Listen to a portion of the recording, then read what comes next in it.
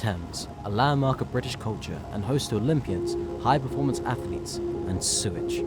The river saw more than 72 billion litres of sewage dumped into its waters since 2020. But we want to look at those who are at the heart of this scandal, and the victims of the Thames water pollution. I'm a blister, and the next thing I know, I'm being told I'm still lucky to be alive in the hospital.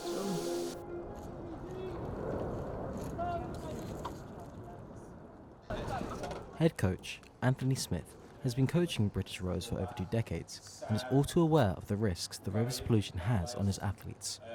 If they get sick, that can obviously take them out of their training for a considerable amount of time. And if they get an infection, that's even more dangerous because it can obviously be career-ending or lead to quite bad sickness, being hospitalised, which is never ideal. These cuts and blisters are a regular occurrence for most rowers, but the consequences of injuries like these can extend far into their rowing career and to the rest of their everyday lives. So there we have Katie Wilkinson-Feller, 24-year-old from the time. Katie was a former representative of the GB rowing team, training for the 2024 Olympics. One evening, after rowing, she noticed that a blister that she had on her toe had become swollen and started to feel unwell. She was later admitted to hospital, and as her condition worsened, she was told she would have to have emergency heart surgery as her infected blister had spread to her bloodstream and into her heart. I was having what they call a septic shower, so the bacteria was everywhere in my body and it was in my brain, so it was affecting the optic nerves. And I just remember turning to the nurse beside me, just asking, I was like, am I okay, am I okay? Yeah, there was a high chance that I was going to have major organ failure. There was a massive chance I was going to have a major stroke. There was a massive chance I was going to go blind. So it was just really scary. So they told me that the operation was going to be 3 hours, and I was in there for over 5.5 hours.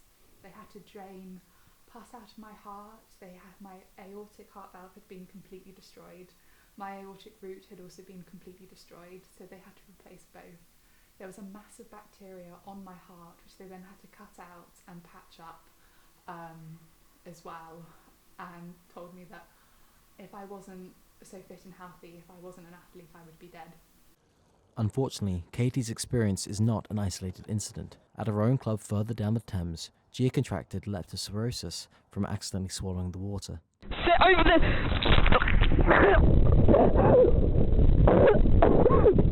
And she now deals with chronic aches and joint pains. Pretty much the only way to get leptospirosis is from the urine of rats, which you only get from sewage basically. And usually you only get it from standing water. It's very, very unusual to get it in water that flows, especially as fast as the tideway, which is particularly fast flowing because it's tidal. So for me to get sick, there had to have been a lot of it in the water. We wouldn't get sick if the rivers weren't dirty. And when rowers see foam floating down the river, we know what that means, and it's gross, and we avoid it because people get so sick all of the time. They get infected hands. And when I was younger, people did not get infected blisters, and since I started university, I've seen so many people with infections and really bad illnesses and just being off for ages, and it wouldn't happen if the river was clean.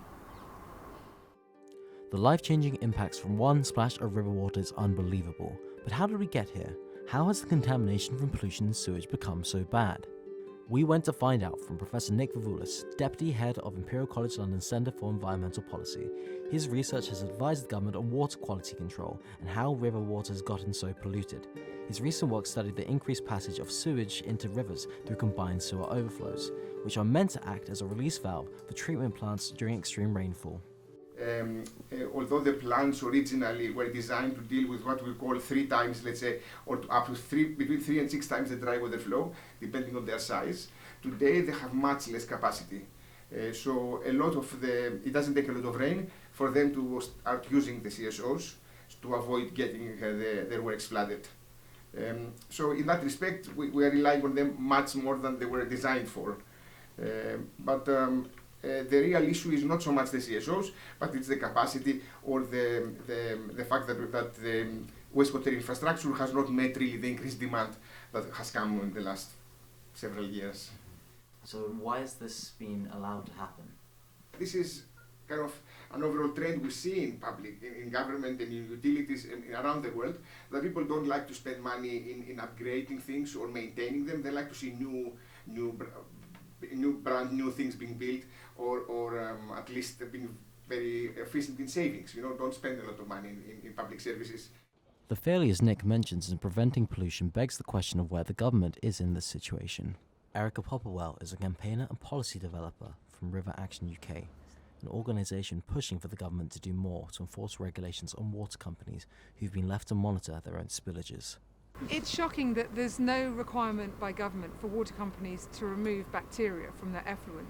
So there are some simple technical solutions that could be done, but they're not made compulsory, and privatised water companies don't have the incentive to do it, and so they're not happening. At the same time, government has defunded the regulatory agencies, such as the Environment Agency. So at the moment, the legislation is quite good to our mind, but it's not being enforced. There isn't enough people and there's not enough money to go and check what the water companies are doing. And so as a result, bad practice happens and the impact is on rivers. The Environment Agency told us that sewage overflows must only be used under strict permitted conditions, and that they are conducting their largest ever criminal investigation into non-compliance by water and sewage companies. Thames Water Limited declined to comment. While it is encouraging to see that progress and action is being taken on this issue, the fact that water companies are still able to mark their own homework when it comes to sewage discharge is concerning. People continue to get ill on a regular basis because of it, and it leaves the future of pollution in the Thames and Britain's waters and rivers uncertain.